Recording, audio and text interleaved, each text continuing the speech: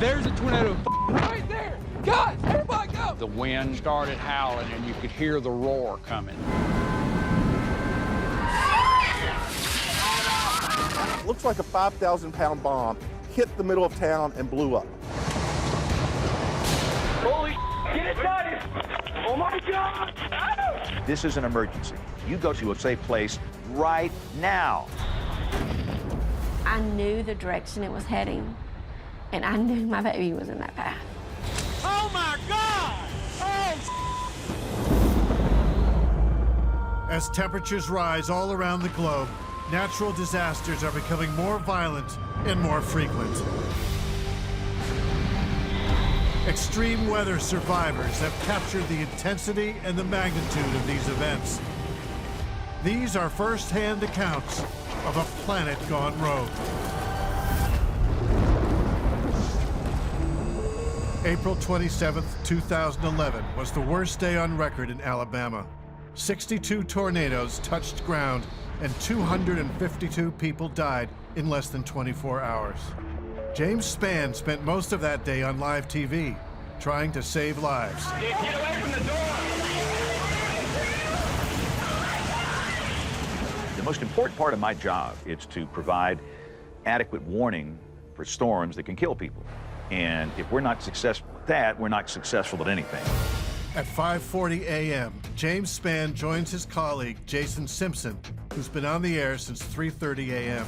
I want to show you this from the graphic system. The Storm Prediction Center has placed Alabama in a high risk of severe weather today. We all knew it was going to be bad. It's going to be one of the worst severe weather days that we'd ever seen. We've got James Spann. Thank you very much. When he walked in the door, for me, there was a feeling of comfort because I knew I wasn't going to keep fighting this fire alone. In addition to radar and satellite data, Spann and Simpson rely on professional storm spotters to provide what they call ground truth. We were one of several teams that worked for James Spann at his TV station. So our job is to find storms in northwest Alabama, and when they start happening, to give visual confirmation. 45 years in the weather business, and I've never seen a tornado, and somehow or other, I just had this knowledge that I was going to see one on this day. Brian and Tim meet in the city of Jasper, an hour northwest of Birmingham, where Spann's TV station is located. Around 2 p.m., we notice an odd-looking cloud approaching us. Brian, is that a rain-free base over there, sir? I was just trying to decide that. I mean, this storm looks so weak on radar, it doesn't even seem possible. Doesn't look like much at all. Lo and behold, it comes over us, and as it comes over us, we see that telltale sign, a rain-free base and a wall cloud, and in addition to that, the wall cloud is rotating. I see rotation. I see rotation. Check it out, Brian. Yep. Rotation. We have rotation. It takes a severe thunderstorm to make a tornado. If wind shear causes the mid-levels of a thunderstorm to rotate, a mesocyclone is formed. And if the rotating winds then descend to the ground, the result is a tornado. Where's the cell phone? Tim places a call to the National Weather Service and informs them of what we're seeing as storm spotters. This is Tim Coleman. I am on Highway 78, just west of Jasper, and I'm watching a rotating wall cloud. That creature's coming right at us. I got to get back in the truck. They immediately issued a tornado warning. This is an urgent message. This is a tornado emergency for the city of Coleman. Lauren Minot was aware of the tornado warning when she left her house and headed to work in downtown Coleman. But for Lauren and most people who've grown up in the area, tornadoes and tornado warnings are just a routine part of life in rural Alabama. I had the radio on, but I wasn't really paying attention to the weather until it beeped really loud and said that there was a tornado in South Coleman County. The National Weather Service in Huntsville has issued a tornado warning for extreme southeastern Madison County in north central Alabama, southwestern Jackson County in northeast Alabama. I get just about in town, and I'm looking around because they're still saying that there's a tornado. And finally I see it. Our store mascot. Oh my God. Better prices every day. Holy crap. At this point, I'm just like, oh my gosh, I have to get out of here. So I turn around thinking that I'm gonna have time to get out the way. Friday, April 29th is the final day to shop the Willow Tree. And it hits me. It sounds like someone is throwing rocks at my car.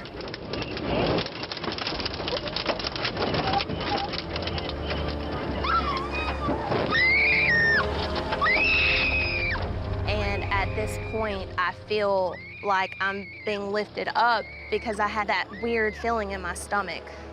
You know, like when you're riding a roller coaster.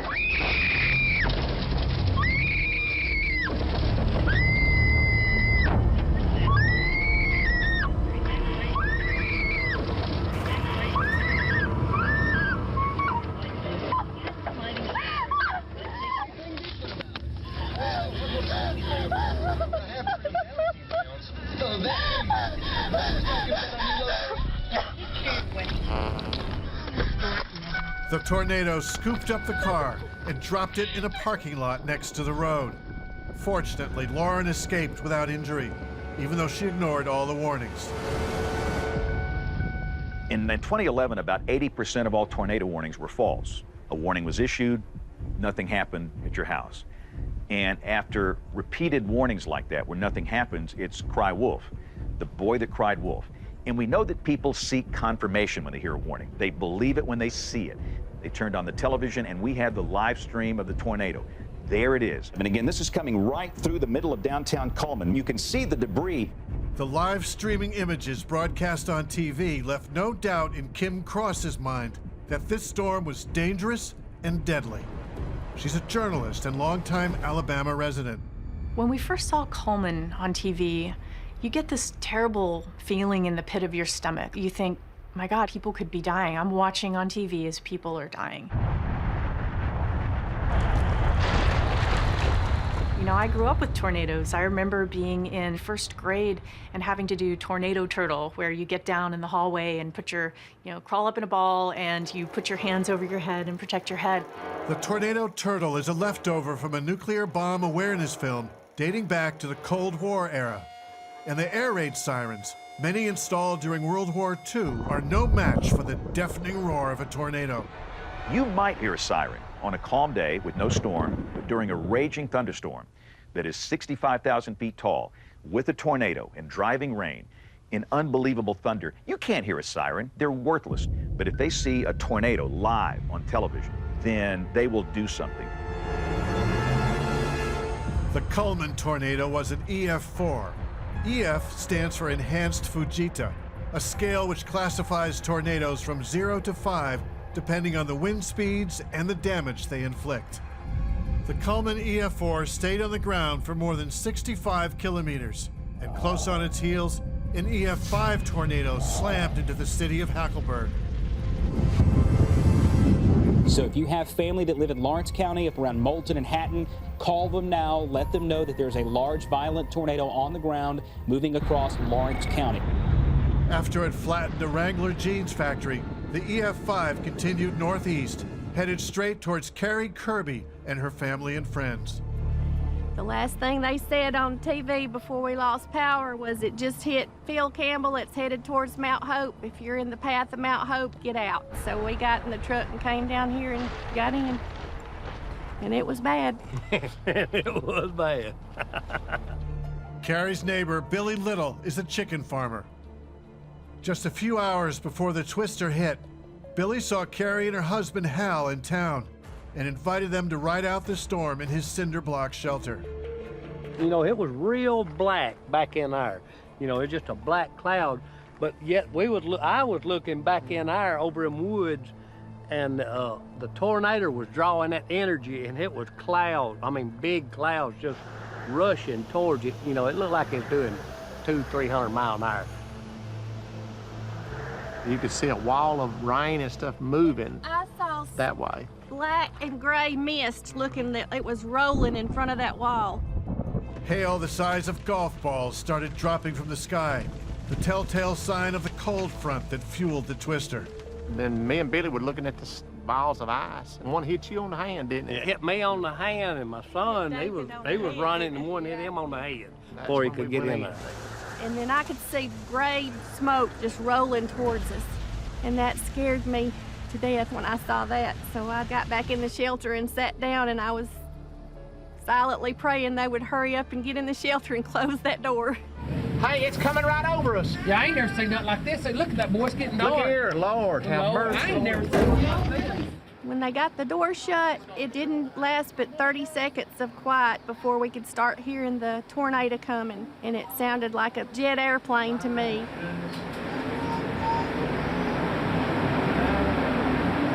It's a train. Yeah. And it just kept getting louder and louder and louder.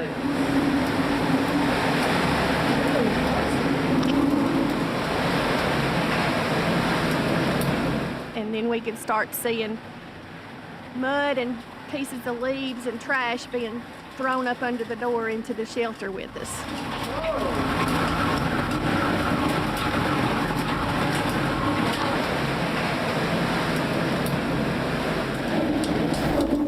The tornado does not let up, and there's not much to do but hunker down and pray.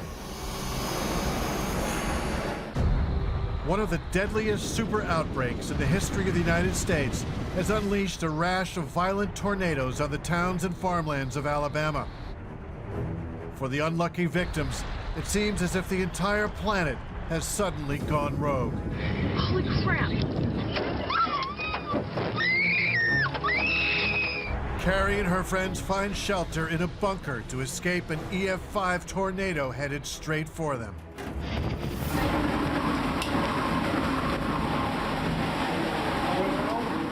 I just was hoping that the roof would stay on and the door would stay shut. Timmy, it's out on top of us. Don't open the door yet, please! Don't open the door yet, please! When the terrifying sound of 320 km/h winds and flying debris finally subside, some of the men try to exit the shelter. Power line just blowed over the door here. Well, over our door right here? Over that door. We stuck. They're alive and well, but there's no telling what devastation lies beyond that door, or how long they'll be stuck inside. Finished with Mount Hope, the violent long-track EF5 tornado plowed through several more rural towns, leaving behind a wake of destruction over 210 kilometers long, with 72 people dead. But there was more to come, as storm spotters Brian Peters and Tim Coleman would soon discover.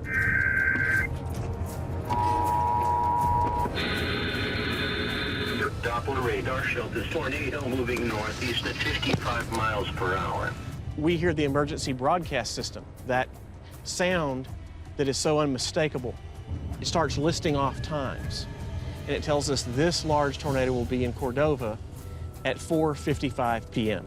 The tornado will be near Jasper and Cordova around 4:55 p.m. Central Daylight Time. Tim's radar application shows two massive thunderstorms, both capable of producing tornadoes. But radar doesn't tell the whole story. A lot of people think the radar beam just magically hugs the surface of the Earth. It doesn't work that way. Radar goes in a straight line. The Earth curves. So as you get a distance from the radar site, the beam is higher and higher and higher. So in some cases, at a distance from that radar site, your beam might be 5,000 feet off the ground. So we know there's violent circulation 5,000 feet off the ground. We don't know if it's at the surface. And the only way we know that, it's trained spotters. Tim and Brian are both professional meteorologists. They've studied enough tornadoes to know that what makes them so dangerous is their unpredictability. They know that without warning, a tornado can change direction, turn back on you, or appear when you least expect it. That's why a trained storm spotter never stops evaluating and reevaluating the risk. We decided, well, let's go for it. And if it becomes too dangerous, we'll stop. So we began to head south. All right, this will take us straight down to the interstate. We're going to try to intercept a massive supercell with a dangerous tornado that's currently in Pickens County. We get on Interstate 22 around 4:20 p.m. We know the tornado is back there. We cannot see it because we are in extremely heavy rain. At this point, we realize we can catch this tornado, but we're going to have to drive through the northeast edge of the storm, right out in front of the tornado, get south of it so we can see it. So it's a very risky maneuver. But we're driving into the core now. I don't even think we can do much more. Just heavy rain. Given the fact that we now are going to cross directly in the path of the likely tornado, I'm becoming apprehensive about continuing on this journey. I mean, I don't know, Brian. I just don't want to die. You know? I don't want to die either. We can do it. The rain starts letting up and we're seeing a little bit of brighter sky ahead. We knew that when you start getting into that bright area, that's where the tornado is going to be. We're going at speeds close to 90 miles per hour. A few hailstones start hitting the car. Oh, damn. I hear hail. Oh! We counted at least 9 bangs as large hail begins to hit my vehicle. They were at least golf ball size. So we want to get under the overpass. We're getting hail. Oh, I mean, we're directly in the path of the tornado now. Brian then starts asking me, should we stop? And I said, no, we cannot stop here. We are directly in the path of the tornado. If we stop here now, we will die. Just haul ass. You got a good view coming up right here. There's the tornado. Okay. Oh my God, it's there. I see it. Just keep back, keep driving.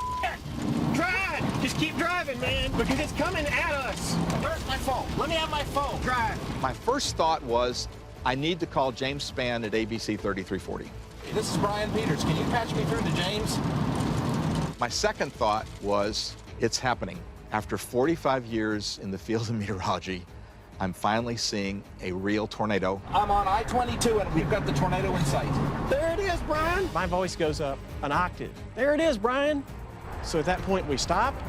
I'm stopping on the interstate to give James a play-by-play of what we can see from our vantage We can't point. stay here long. I know it.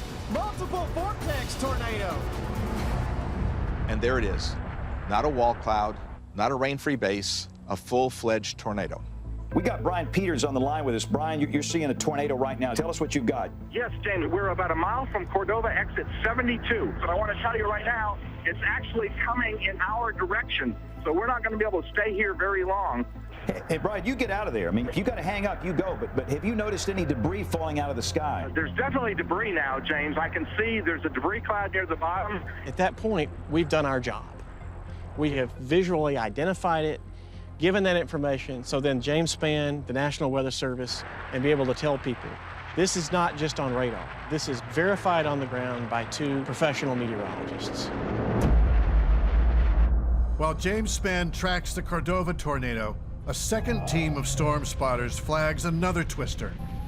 John Oldshue also has a tornado on his live stream. All right, goodness gracious. That is a large wedge tornado.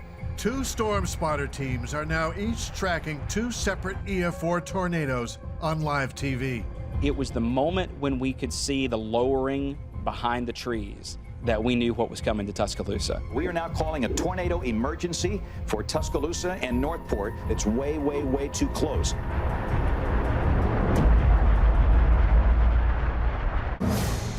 On April 27, 2011, one of the worst tornado outbreaks in U.S. history is barreling through the state of Alabama and has already claimed dozens of lives. Get away from the door!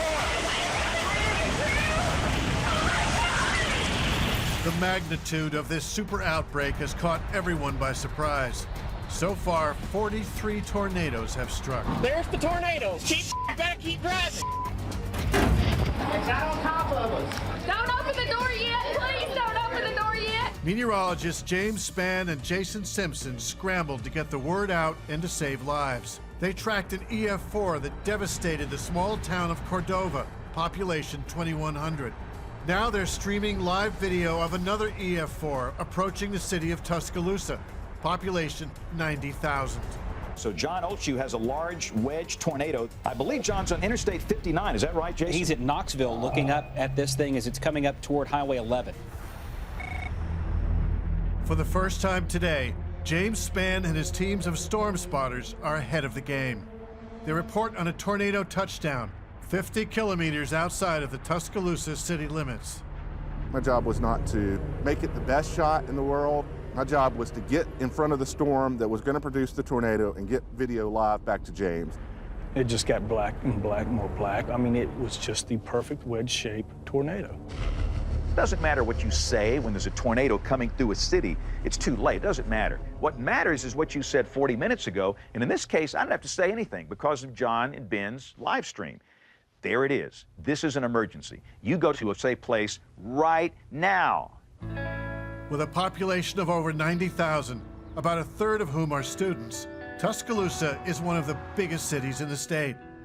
Alabama University graduate and journalist Kim Cross has lived here for most of her career. Alabama is what I always imagined a college would look like. The campus is beautiful. It's around a big green quad, and it's a huge school, and there are apartments and little cottages and rental homes, and a lot of students will get, 3 or 4 roommates and get a rental house. That's what we did.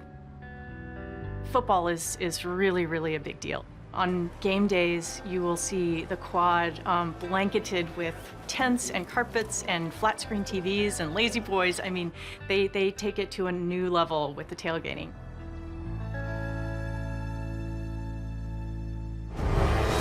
But today is not that kind of day.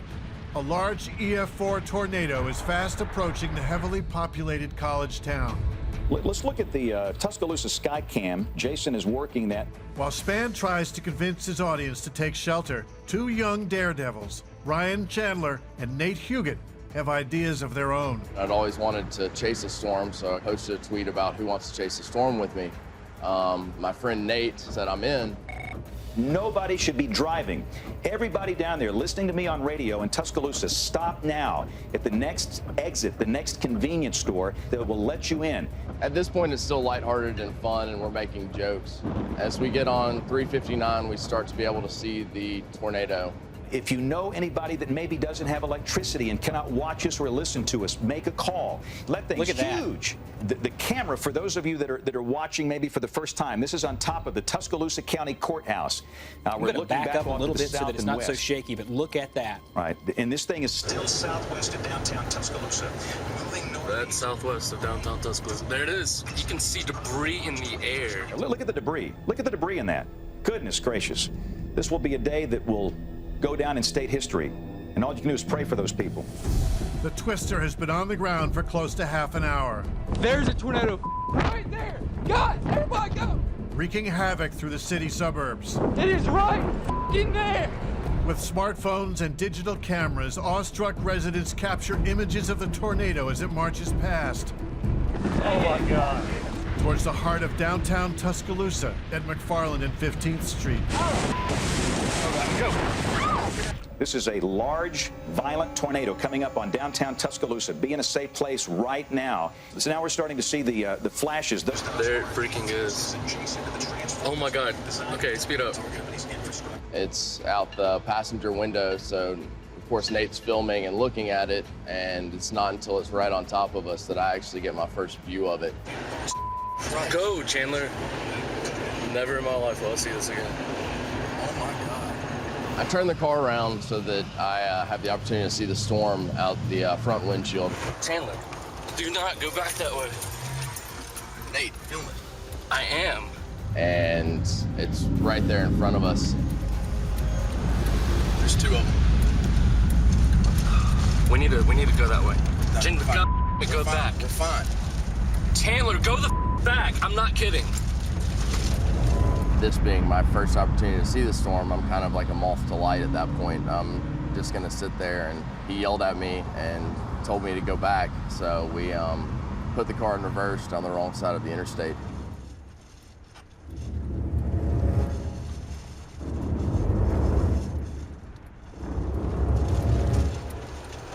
It's crossing the interstate right where we were.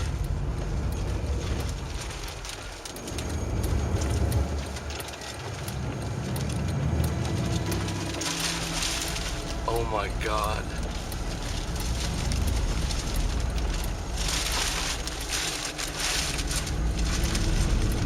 You can see huge debris. Oh my God. That thing is destroying everything.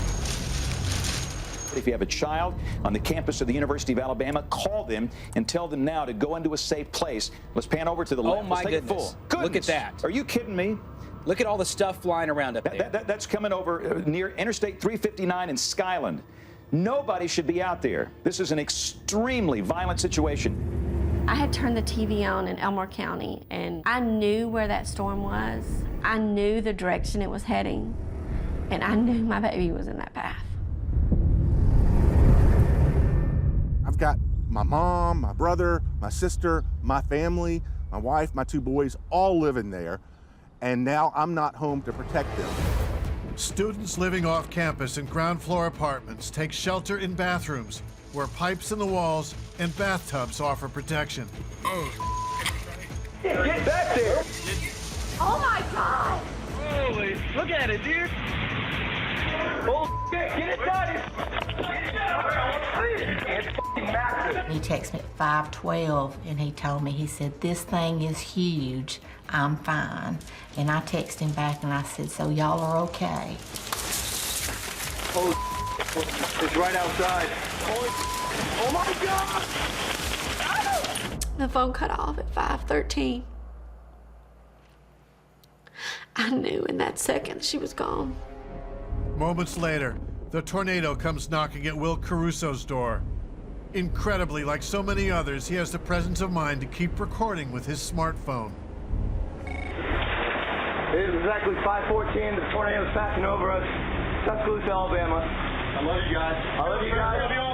Holy holy Lewis, hey! Lewis, got my goal! I got it! We were all holding on to each other. I was holding on to 2 dogs and trying to pry myself between 2 walls and just doing whatever I could just not to get sucked up. Oh, God. Windows are going out! The water's coming down! The water's coming down! A large tree behind the house fell on top of the roof, and beams from the attic and insulation and drywall came pouring down on top of us. Oh, God. The wind is tearing his house apart, but Will's smartphone is still recording. Something fell on your roof, man. Still pretty windy out there, but... Oh, my God. Look at it. Oh, my God. Look at it. After it passed, the backside of the house was just demolished, just crushed. All the windows are blown in, glass and drywall. Tornado just passed over the house. The house is destroyed. Oh, my God. Everything is gone. There's got to be people trapped in there. We got to check on them. The tornado's fury lasted only 15 to 20 seconds, but the damage it caused was apocalyptic, and it's not over yet. It's still on the ground, on a path towards its next victims. We're going to get hit by a tornado. On April 27, 2011, the state of Alabama is under siege. Oh my God! That thing is destroying everything. The super outbreak's latest tornado barreled through downtown Tuscaloosa. Now it's headed toward the nearby town of Holt, Alabama. Vietnam veteran and environmentalist John Wathan knows this storm is the real deal. Here it is, boys and girls. Our weatherman, James Spann, is normally cool, calm, collected. Nothing rattles this guy. But I don't want to be so specific. I want everybody in the city limits of Tuscaloosa to stay sheltered. I heard something in his voice I'd never heard before. The urgency now is for those of you out here in the eastern side of town, over here toward Cottondale and Holt and Alberta City. People can read me. I've been here since the Civil War. I'm old as dirt. I've been on television forever. They can read my body language. They can read my voice inflection. And they could see a change when I saw that live stream. After hearing the edge in James Spann's voice, I took my camera bags, my guitar. I went up there to the storm room that I'd built and put everything inside, started getting the family inside. Look at the fog coming up out of the valleys. This is spooky. The creek was evaporating. The barometric pressure was dropping so fast that it was actually pulling moisture out of the creek. Inside the vortex of a tornado, a vacuum effect occurs. At times when the atmospheric pressure drops and the updrafts are strong enough, it can suck up water from a river into the tornado's funnel. This phenomenon was captured by a weather camera in Springfield, Massachusetts in 2015. Then it got dark outside. The wind went completely calm, but then it started howling and you could hear the roar coming. Get down!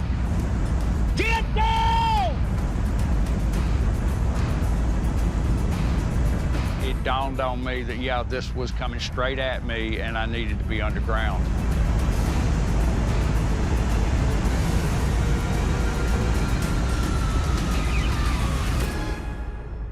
That's where I cut it off and ran underground. That's a dumpster in the air right there. When I looked up over the camera and saw that, it's when this is not a viewfinder, this is real. We're in the storm room.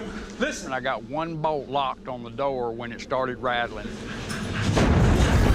There goes the house. At one point, we could hear what I thought was the house leaving, but it was actually my neighbor's trailer. It picked his trailer up and slammed it up against the house and just demolished it.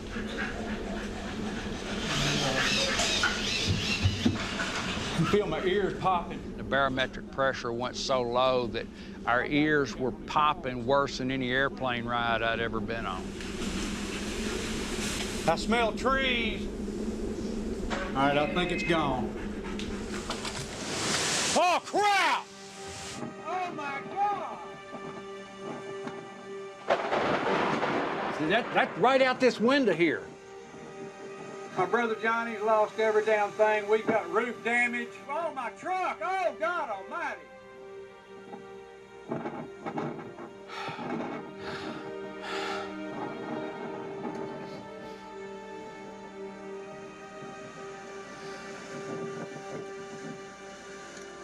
Have you seen this lately? No. No. Sorry. It was gone, man. Oh, my God. We were bloody lucky. That house was built right after Hurricane Katrina to withstand 200-mile-an-hour winds. I built it. My God, this son of a bitch. Oh, my God!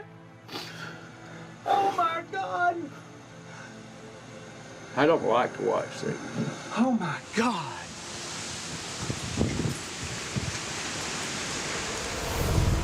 The tornado shows no sign of letting up. It's growing in size and power and becoming more dangerous by the minute.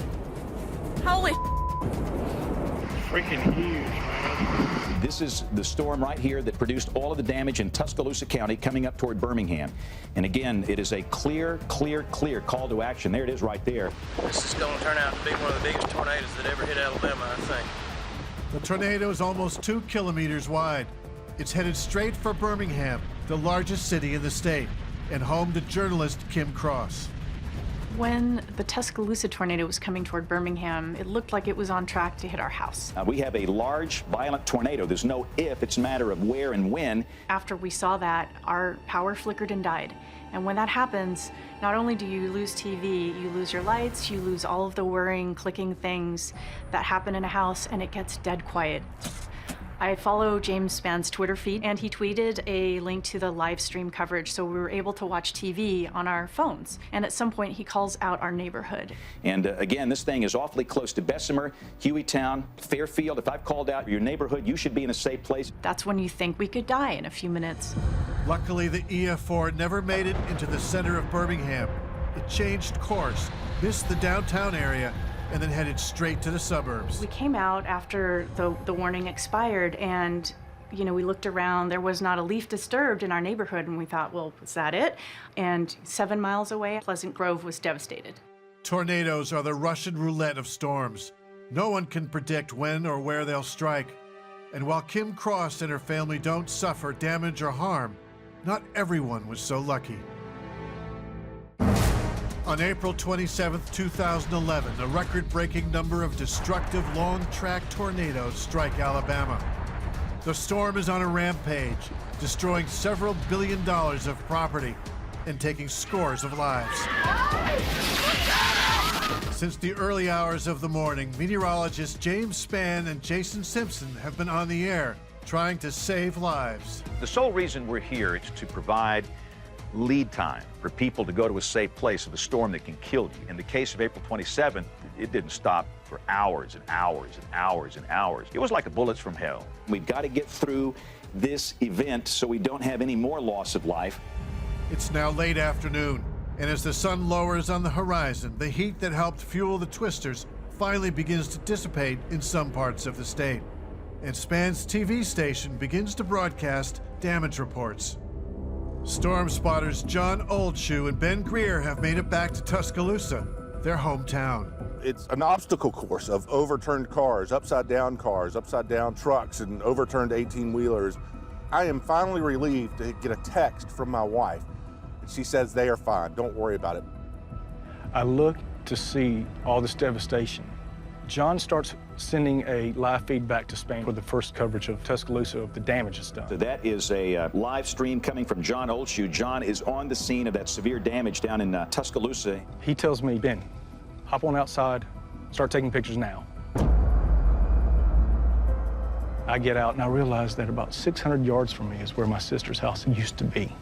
There's nothing there. I pick up my phone and I text my mother. Within 10 seconds, I get a reply, she's fine. She's on her way here. Just a few blocks away, amateur storm chasers Ryan Chandler and Nate Huguet try to get back home to their families. I can't even recognize this place. We see the damage, we see the houses, but what's actually happened a mile down the road, you have no idea. Light poles down on the road. This thing can't focus quick enough. So as we pull up behind the storm, a woman comes running up to the vehicle and we tell her to get in. Come on. Get in, get in. Come on. Oh my God, my dog. Are you okay? Hey, are people okay? I don't know, I can't. Oh my God, my dog dead. Oh my God. Keep on. Nate, we gotta, like there's tons of people out there. I know. Oh my God. So at that point, we get out and start digging people out of their houses. For those living beyond the city limits, finding loved ones is not always easy. The storm knocked down power lines, destroyed relay stations and communication towers. We kept calling and couldn't get a response, you know, and that wasn't like him not to answer his phone. I called many times the hospital, the student health center, Ferguson Center, all of the places that they were telling online and on the news for you to call to locate your student. So that's when we got in the car and drove to Tuscaloosa.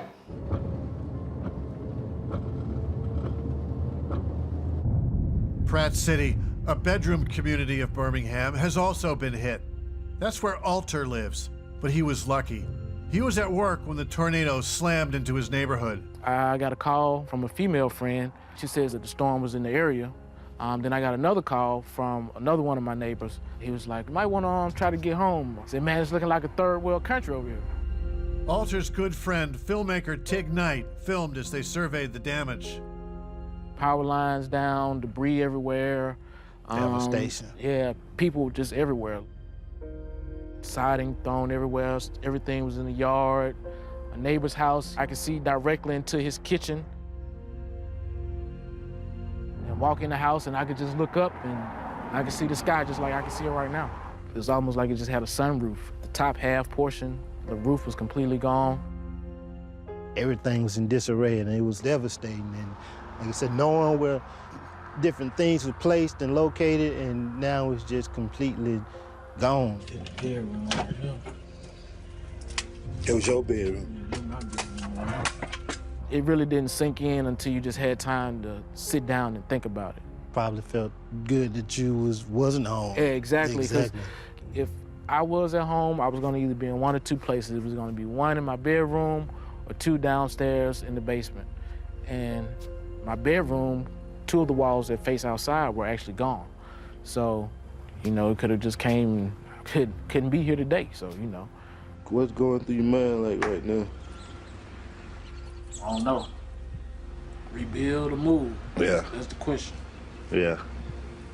That's the question right there. Major question. To stay and rebuild, or leave and begin a new life somewhere else, perhaps even in a safer place? That was the question on a lot of people's minds that day. An unprecedented tornado outbreak strikes the southern United States on April 27, 2011. The hardest hit are the residents of Alabama, where over 50 tornadoes have touched down so far and wreaked havoc. Carrie Kirby and her husband Hal found shelter in Billy Little's bunker. but now they're stuck. Power lines are flowed over the door here. Over our door right here? Over that door. We stuck. So 3 or 4 of them put their shoulders up against the door and shoved until they got a big enough crack that Hal could stick his head out the door. Billy said, "What do you see, Hal?" And he looked around and he said, "Nothing, Billy. I don't see anything. It's all gone." They all got the telephone pole off the door and we came out and there were just piles of debris everywhere, metal twisted everywhere. We looked over there and the black and white horse that had been in this field right behind us was sticking out the top of one of the chicken houses that was laying on the ground, and he was flailing his head around. And I just couldn't look at that anymore, so we went over towards Billy and Nancy's house to look at what was left over there. His house had been stone, rock, brick, and the walls inside were tongue and groove walls, and there was nothing left that you could recognize in that pile of debris except a rock fireplace sticking up in the middle of it. There wasn't really an option to pick up and move. You just take one day at a time and dig in and build it back. Further south, the Stevens drive to Tuscaloosa to search for their son William, who has not reached out to them in over 3 hours. It looked like somebody had come in and dropped a bomb on the place, because you could not drive down McFarland Boulevard. Will had decided to ride out the storm with a childhood friend, Danielle Downs, and her roommate, Lauren Brown. The house was surrounded by a lot of trees, and it took the trees down, and one come down and just took the whole house, just centered the house. When they found him, he had one under one arm, one under the other. He was on top of both of them. Yeah, he was laying over top of them, and they was holding hands. And Lauren's nails had broken nail off into print, his hand. yeah, had broken off into his hand. She had squeezed his hand so tight that her fingernails broke off in his hand. Lauren's mother, Ashley Mims, found her daughter in a hospital morgue. She had pieces of debris in her hair, a broken Xbox game, dirt and stuff like that, grass, leaves, mixed in her curly hair. And she was just asleep, is what it looked like. In all, the death toll was 252, a number that haunts James Spann to this day. That number will be etched in my mind until the day I die, because that's the death toll. That's the only number I'm focused on. History's going to judge what I did on the Green Wall, but the number of people that died lets me know that there was a lot of things we didn't do right. And yet at the same time, a lot of people that lived, there were some things we did right. I believe, like he does, that what we do is a service. We want to serve the communities that we love. So when we looked at each other about 11 o'clock that night, when the final tornado warning had ended and we signed off the air, there was nothing to say. There was just a heaviness, there was grief, there was sadness, because this was our state. Many records were broken that day. The frequency of the tornadoes, the distance they traveled, and their wind speeds. And while much about tornadoes remains a mystery, modern research can increase warning lead times using computer models and ground observations. Because as global temperatures continue to rise, it's likely that the frequency of super outbreaks will also continue to rise. And meteorologists like James Spann can do little more than prepare for the next catastrophe and find new ways to save more lives. Often in the weather enterprise, we're very guilty of being narcissistic, and we thump our chest, we talk about we saved lives and we're so good. Well, we didn't save 252 in my state that day. I won't accept that, and I'm very driven to find out what went wrong. Let's get in there and fix it. The physical science was excellent. The social science, behavioral science, we have to learn.